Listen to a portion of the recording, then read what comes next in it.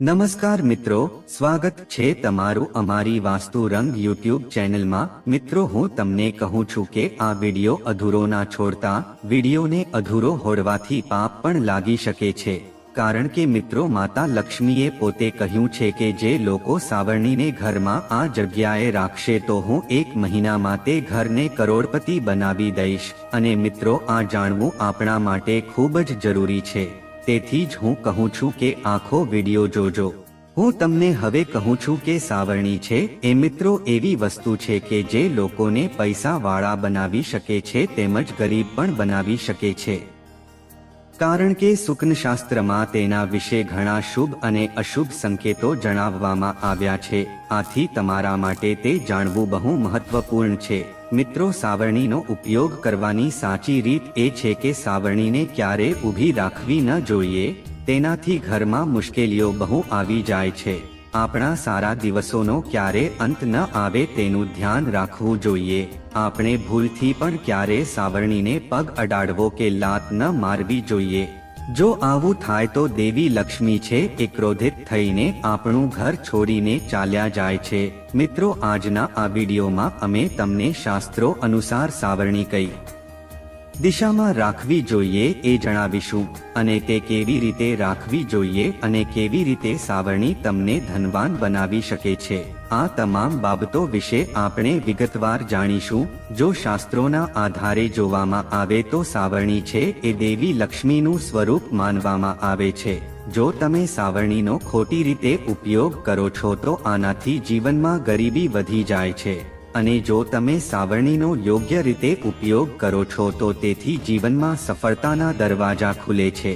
મિત્રો, જો તમારું જીવન છે એ સામાન્ય રીતે જીવવામાં આવી રહ્યું હોય તો કોઈ વાંધો નથી, પરંતુ જો તમારે ઘણી વખત આર્થિક સમસ્યાનો સામનો કરવો પડે છે, માનવ જીવનમાં આ બધી વસ્તુઓ ગરીબી અને નિરાશા લાવે છે, તો બીજી તરફ જો તમે સાવરણીનો યોગ્ય ઉપયોગ કરો છો તો એ તમને કરોડપતિ પણ બનાવી શકે છે।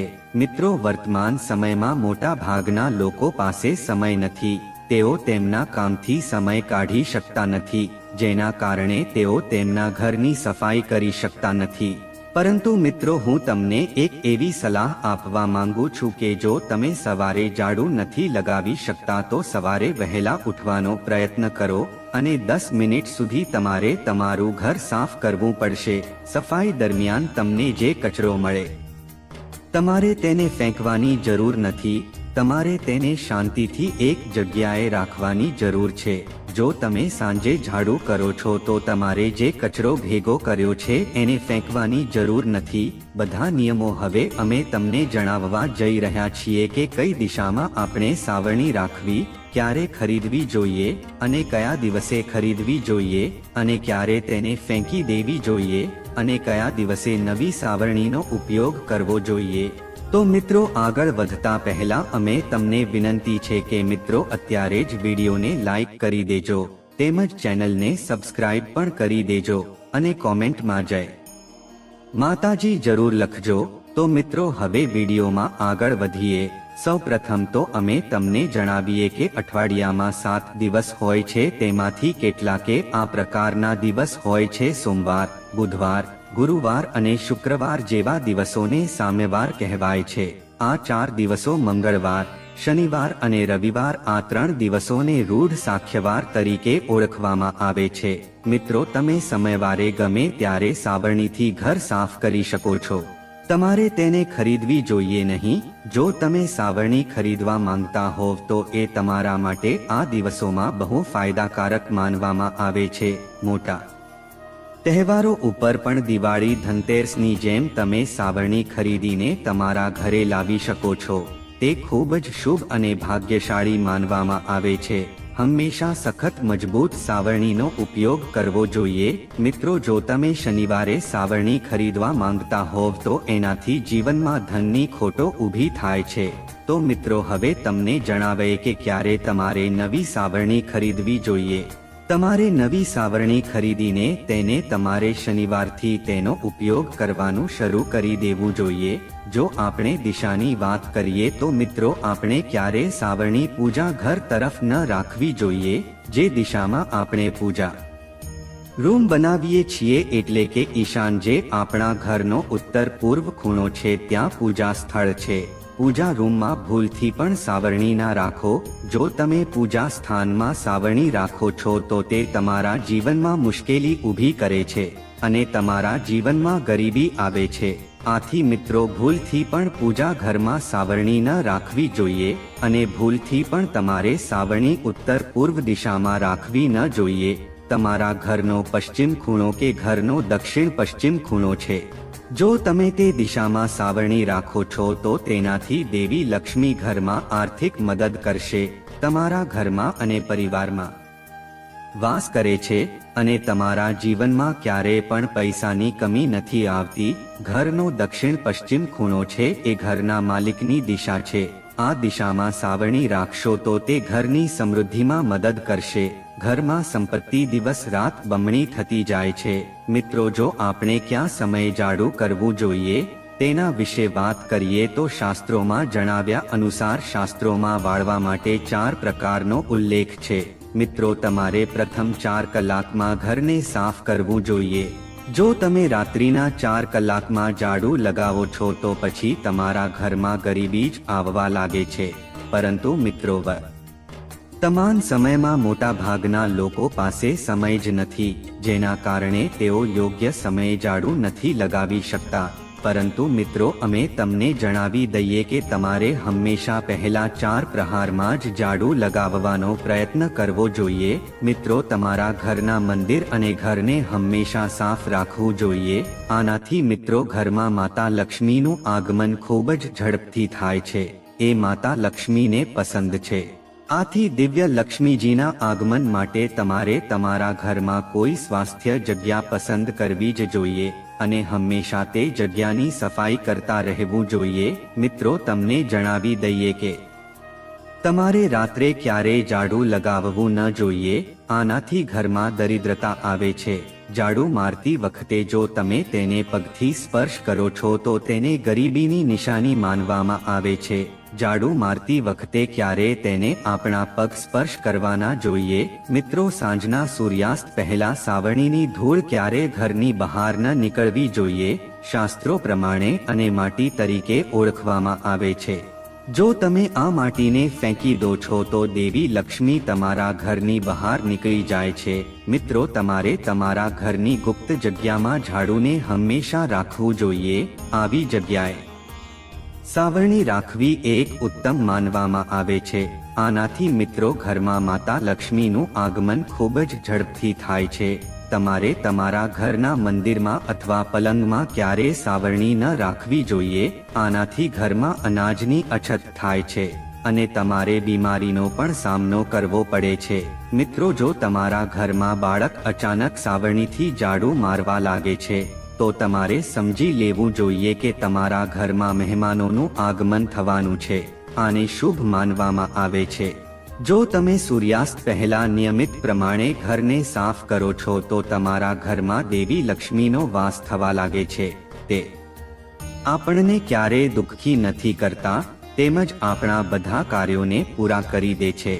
પણ આપણે અહીંયા એક વસ્તુનું ખાસ ધ્યાન રાખવું જોઈએ કે આપણે આપણા હૃદયમાં સાચા શ્રદ્ધા રાખવી પડશે અને જો આપણે નાની પણ ભૂલ કરશું તો માતા લક્ષ્મી આપણને માફ નહીં કરે. આથી આપણે વસ્તુ પ્રમાણે તેની વધી ગતિવિધિનું ધ્યાન રાખવું પડે છે. આથી તે આપણી ઉપર પ્રસન્ન થાય છે. જૂની માન્યતા આ પ્રમાણે છે કે જો તમે ગુરુવારે તમારા ઘરમાં જાડું લગાવો છો તો એ દેવી લક્ષ્મીને ક્રોધિત કરે છે. આથી મિત્રો તમારે ગુરુવારે તમારા ઘરમાં ક્યારેય જાડું ન મારવું જોઈએ. શનિવાર અને રવિવાર છે એ તમારા માટે ઝાડુ લગાવવા માટે શ્રેષ્ઠ દિવસ છે. જો તમે આ દિવસે તમારા ઘરને સાફ કરો છો ત્યારે તમારા પોતાના પાણીમાં એક ચપટી મીઠું નાખવું પડશે. પછી તમે જોશો કે તમારા ઘરની બધી નકારાત્મક ઉર્જા છે એ દૂર થઈ જાય છે અને ઘરમાં સકારાત્મક ઉર્જાનો સંચાર થવા લાગ્યો છે. આથી ઘરમાં લક્ષ્મીનું આગમન ખૂબ જ ઝડપથી થાય છે. મિત્રો જો તમે આર્થિક સંકટની સમસ્યાનો સામનો કરી રહ્યા છો અને છુટકારો મેળવવા માંગતા હોવ તો આવી સ્થિતિમાં તમારે તમારા નજીકના મંદિરમાં વહેલી સવારે 4 થી 5 ની વચ્ચે જવાનું છે. યા શાંતિથી સાવરણી રાખીને આવો અને આનાથી તમને આર્થિક તંગીની સમસ્યામાંથી છુટકારો મળશે. હંમેશા શ્રાવણની સાફ કરો. સાવરણને ક્યારેય ભીની ના રાખવી જોઈએ. મિત્રો, આપણે એ વસ્તુનું ધ્યાન રાખવું જોઈએ કે ઘરમાં ક્યારેય જૂની સાવરણી ન રાખવી જોઈએ. સાવરણી ક્યારેય ઘરની બહાર કે ધાબા ઉપર ન રાખવી જોઈએ. આવું કરવું એ અશુભ માનવામાં આવે છે. તેની શાસ્ત્રોમાં મનાય છે. આવું કરશો તો ઘરમાં ચોરી થવાનો ભય રહે છે. સાવરણી હંમેશા એવી જગ્યાએ છુપાવી જોઈએ કે જ્યાં તેને આપણા સિવાય બહારનો કોઈ સભ્યો જોઈ ના શકે.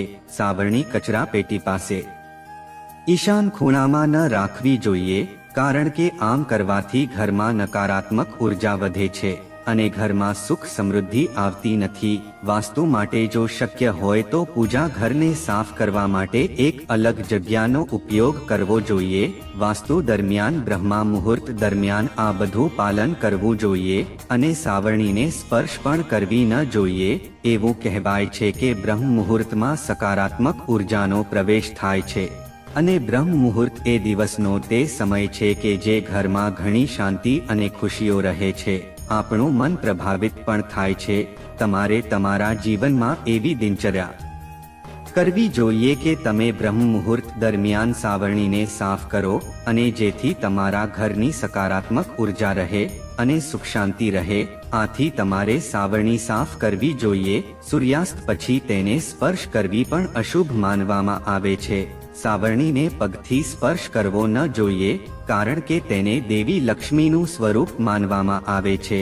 આમ કરવું દેવી લક્ષ્મીનો અનાદર કરવા જેવું છે. તેનાથી મિત્રો આર્થિક તંગી પણ આવી શકે છે. કોઈ પણ રીતે સાવરણી છે તે સકારાત્મક અને સ્વચ્છતા સાથે સંબંધિત છે. સાવરણીને પગથી સ્પર્શ કરવો ન જોઈએ, તેને કેમ ન અડવું જોઈએ. મિત્રો, પૌરાણિક શાસ્ત્રમાં કહે છે કે જે ઘરમાં સાવરણીનું અપમાન થાય છે ત્યાં ધનની હાનિ થાય છે, કારણ કે ધનની દેવી મહાલક્ષ્મીનો સાવરણીમાં વાસ હોવાનું માનવામાં આવે છે.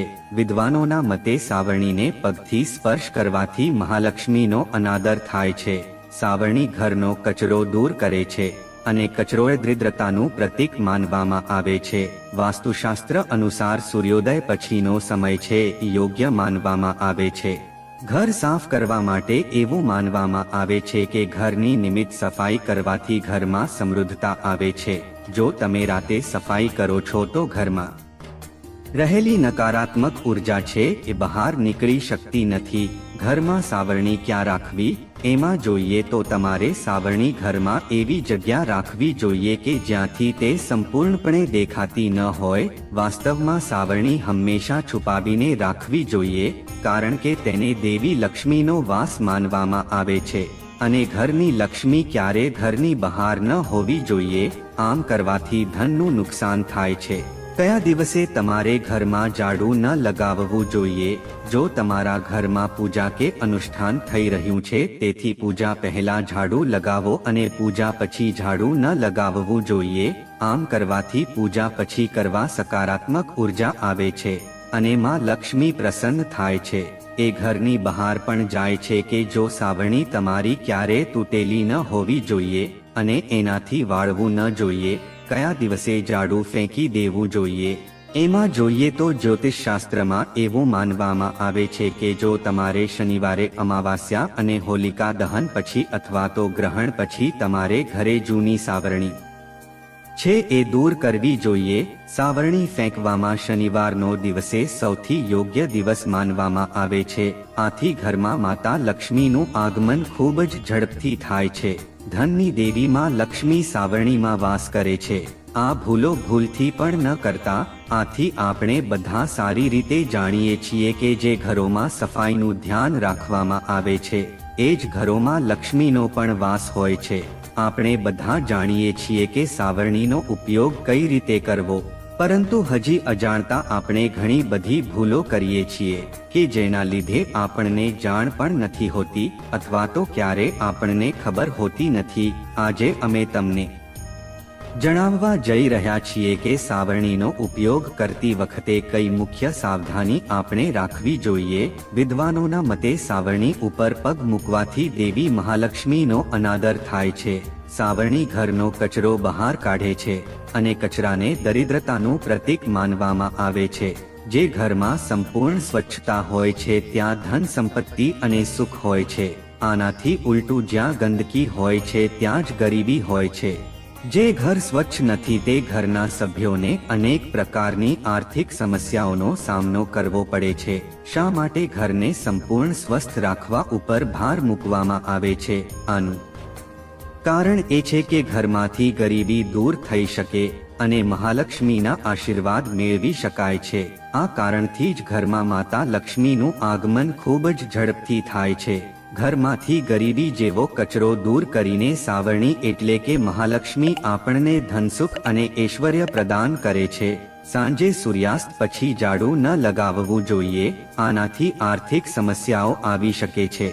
તો મિત્રો, જો આ માહિતી તમને ગમી હોય તો વિડીયોને લાઈક કરી અને ચેનલને સબસ્ક્રાઇબ પણ કરી દેજો કે જેથી કરીને અમે રોજ વાસ્તુશાસ્ત્રને લગતા વિડીયો લાવતા રહીએ. તમારો દિવસ શુભ રહે. ધન્યવાદ મિત્રો.